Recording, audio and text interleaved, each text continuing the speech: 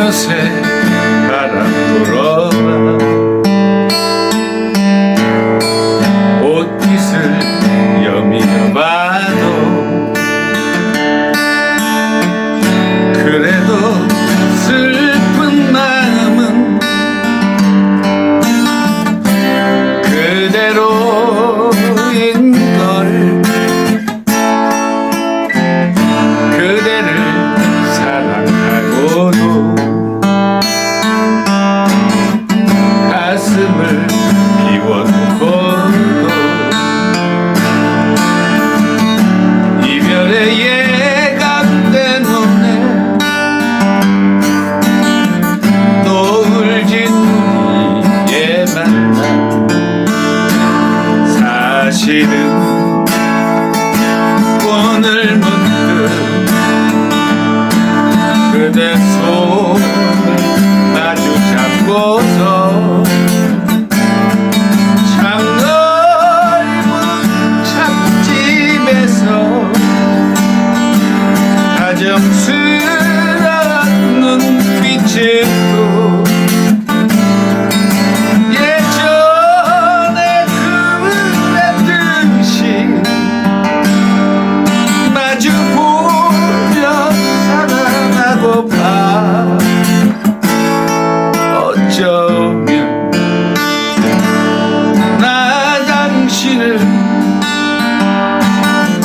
볼 수 없을 것 같네 사랑해 그 순간 나는 진실이었어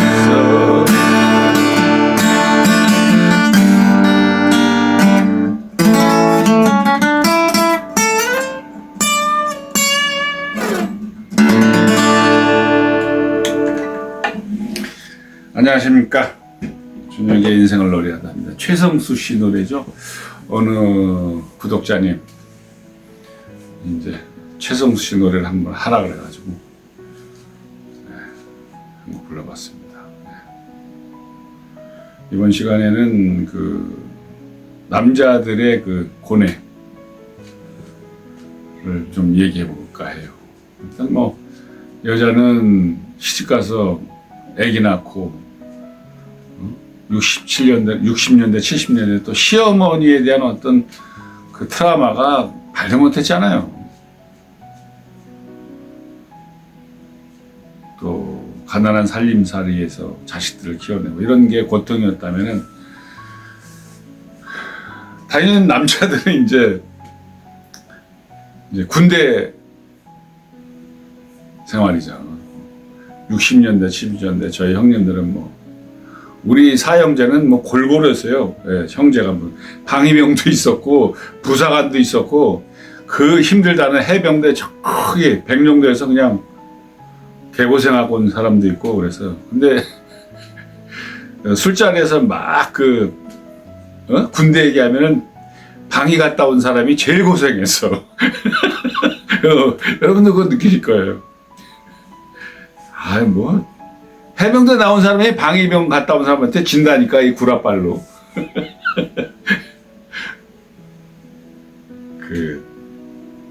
진짜 혹독하게 고생한 사람들은 말을 하지 않더라고요. 그냥 어설프게 뭐 동사무소에서 예비군 통지서나 돌리고 뭐 현역 가도 그냥 일일이만 뭐 뽕에다가 그냥 대충 얼레벌레 하고 휴가 뭐 6개월에 3번 이런 사람들이 또 대한민국은 또 지가 혼자 다 지켰어요.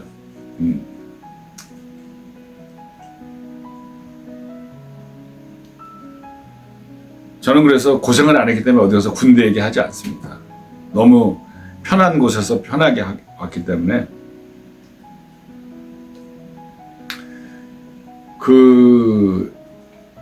제 이제 큰아들이 이제 직업군인이에요. 이제 29살 직업군인인데 이제 곧 시험 봐가지고 상사를 달려고 하는 중입니다. 중사 생활을 한 5년 했죠.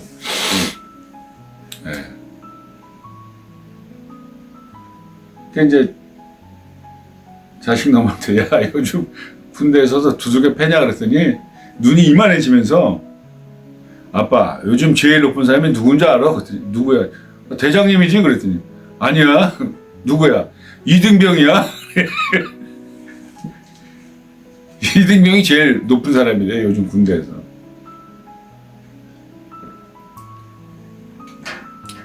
아 왜 어떻게 이등병이 제일 높아 이 새끼야 무슨 소리야 했더니 아빠가 얘기하는 군대 생활은 그냥 전설의 고향이고 요즘 그랬다가는 작살나.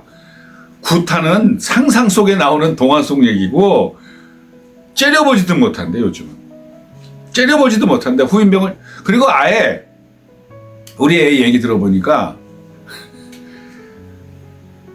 우리 남자들의 군 생활은 뭐가 힘들어요? 뭐 훈련도 힘들고 뭐도 힘들지만 사실 제일 힘들었던 게 내무 생활이잖아. 그 안에서 20명 30명이서 고참과 후임병이 있으면은 그게 제일 힘들었잖아. 시집살이가. 근데 요즘은 결론부터 말하면 그 동기끼리 그 생활을 한다는 거야 요즘 군대 가면.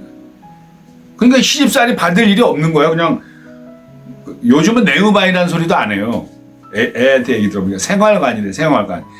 1생활관, 2생활관. 이거 국가 보안 아닌가 모르겠네.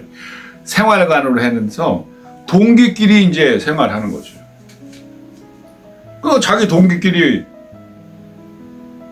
자고 먹고 거기서 훈련 있으면 하고 하니까 시집살이 당할 일이 없는 거죠. 그리고 뭐 훈련할 때도 뭐 선임병이 후임병을 뭐 갈구고 이런 거 뭐 상상도 못 한다는 거지. 요즘은. 네. 시대가 그렇게 변했다는 거예요. 한 비근한 예를 하나 들어보면 이게 실화예요. 이런 일이 있었대.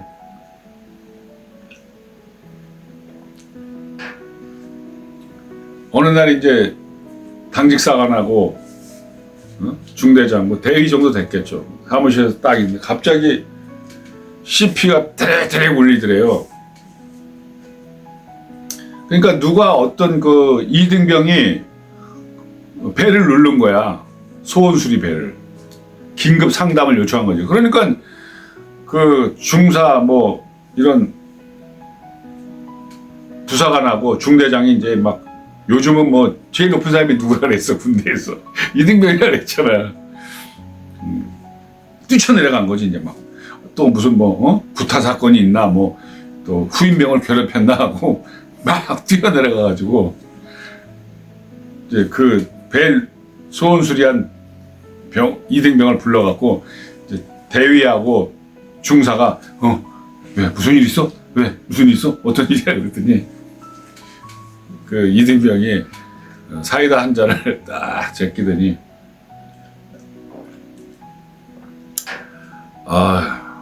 저기요 군대 밥도 맛있고 뭐 훈련 나가면 선임병도 다 잘해주는데 왜? 그런데 밥도 맛있고 잘해주는데 뭐가 문제야? 얘기해봐 빨리. 엄마가 보고 싶네요. 그러더래. 실화야 실화. 들은 얘기야 내가. 언론에도 나왔어. 이등병이 군대 생활 한 3, 4개월 했나 보지. 요즘 몇 달 하는지 잘 모르겠어요. 2년을 하는지 20개월을 하는지. 3, 4개월 한 이등병이 밥도 맛있고 훈련 나가서도 편하게 선임들이 전혀 타치를 안 하니까 자기 할 것만 하면 되는 거야. 근데 엄마가 보고 싶다고 중대장하고 부사관 오라 그래가지고 하소연하니까 중대장이 들어줬다는 거 아니야. 엄마 오시라 그랬죠. 엄마 오시라 해서 뭐 젖을 먹으려고 그랬나? 요즘은 그렇게 인권이 있다 이거예요. 그 얘기하니까 또 시간이 후딱 가버리네. 그러나 40년 전, 50년 전, 60년 전 군대가 저 남자들이 가면은 시집살이 엄청 했었죠. 저 때만 해도 구타가 있었으니까 기수별로.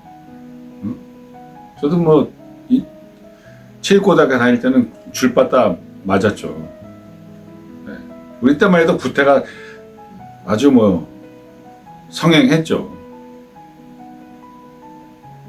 학교 폭력도 많았었고. 뭐 거기에 뭐 제가 뭐 당하지는 않았지만 이제 원래 키가 커가지고 남자들의 인권이라는 게 뭐 굳이 얘기하기 뭐 적나라하게 얘기하는 건 뭐하지만 우리 남자들은 군대에서 참 힘든 그 20대 청춘에 그래서 저는 뭐 요즘 20대 군인들은 편하고 옛날 50년 전의 군인들은 고생했다. 그러니 요즘 군인들은 날로 먹는다. 절대 이게 아닙니다. 네, 절대 이게 아니에요. 10대 후반, 20대 초반 여러분들 오해하지 마십시오. 저는 그런 얘기를 하려고 하는 게 아니라 한 인간이 어떤 규율과 체제 속에서 자기를 집어넣어서 거기에 맞춰서 패러다임에 맞춰서 자기를 움직인다는 그 자체가 그 20대 불 끓는 자유분방한 젊은이들이 그 속에 자기를 집어넣는다는 그 자체가 엄청난 고통이었죠. 지금 생각해 보십시오. 우리 때도 20대 젊음이 있었는데 여자친구랑 만나고 막걸리 마시고 통기타 집에서 사랑을 나누고 하다가 갑자기 군대 가면은 그 24시간 그 규율 속에서 나를 맞추는 거 아니야. 그 시간에. 거기서 나를 맞춰주는 건 없어. 거기에 돼 있는 걸 내가 맞춰야 돼. 오죽하면 군복도 맞추라며. 군복 안 맞는 거 계속 입으면 맞는다며. 50년 전에 그랬다며. 저희 국민학교 대선배님 중에 연세가 80이신데 해병대 일진으로다가 월남을 다녀오신 분이 계세요. 제가 아주 존경하는 선배님. 저는 그 선배님은 이제 뭐 산악회라든가 운동회라든가 이제 5월 달이면 또 다음 달이면 운동회 하겠네. 그럴 때 만나면 제가 꼭 가서 머리를 조아리죠. 그러면서 이제 선배님 그때 그분한테는 뭐 군대 생활 얘기하는 게 아니라 전쟁을 경험하신 분이니까 저는 이제 마치 손주가 할아버지한테 옛날 얘기 해달라는 그 심정으로 그 선배님께서는 자기가 제대할 쯤 되니까 가수 남진 선생님이 월남에 오셨더래요. 그러니까 남진 선생님보다 한 1년 반, 2년 정도는 고참이셨던 거지. 연세가 80이신데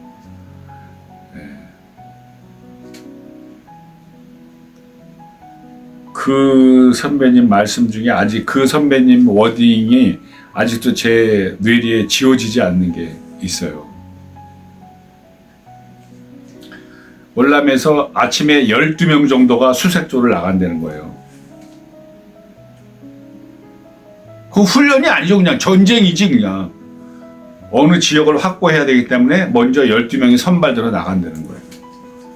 완전 휴류탄 2개 메고 탄창 전부 다 해가지고 그냥 뭐 안전장치 풀르고 그냥 다 언제 갈길지 모르는 언제 총알이 날아올지 모르는 그런 상황 속에서 그분 얘기 워딩이 그랬어요. 야 준혁아 아침에 출발할 때는 12명이 출발했는데 밤에 부대로 복귀할 때는 10명이 돌아올 때가 있어. 2명은 어떻게 됐겠어? 전사했다는 얘기야. 저는 그런 얘기를 들으면 아침에 같이 웃었든 울었든 함께 했던 동료가 밤에는 없어. 시신을 확보했다면 이미 숨이 끊어진 상태. 그때 20대 초반이었던 그 젊은이, 그 선배님은 어떻게 그걸 견뎌냈을까?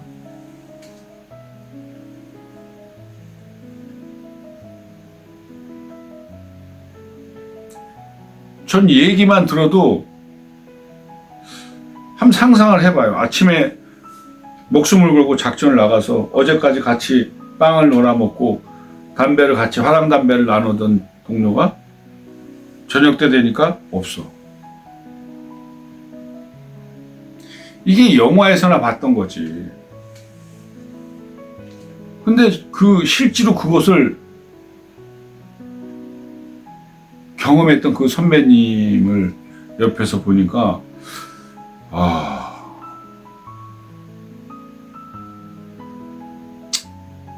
가난한 나라를 위해서, 가난한 조국을 위해서 그때 박정희 대통령이 나라가 가난하니까 군인들을 그렇게 해가지고 그 군인들을 목숨값으로 우리나라가 이렇게 재건에 큰 마중물이 됐다는 건 여러분들도 잘 아시잖아요. 젊으신 분들은 잘 모르지만은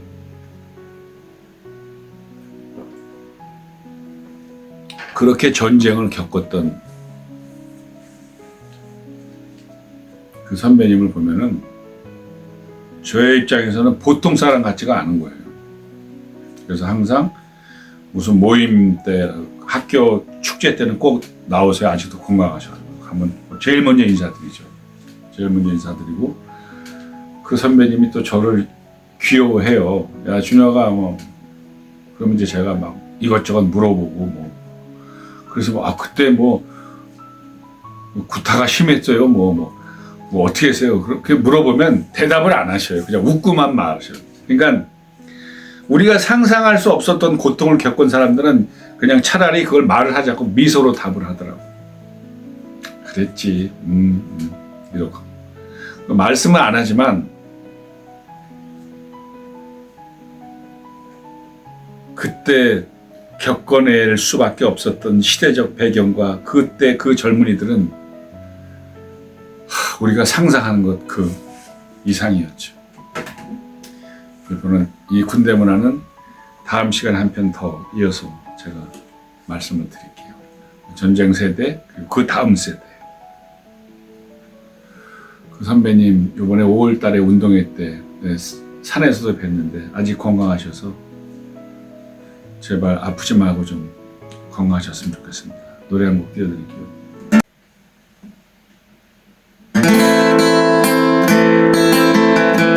차라리 하게 되리라 차라리 하게 되리라 목이 길어 슬프던 나는 기다림은 끝이 없네 거친 파도가 스치고 지나간 시련 속에 모래성처럼 산산이 부서져 흩어진 시간을 모아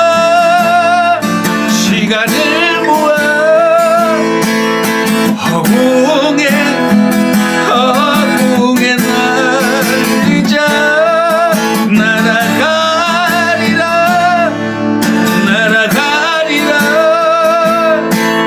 하게 되어 나르리라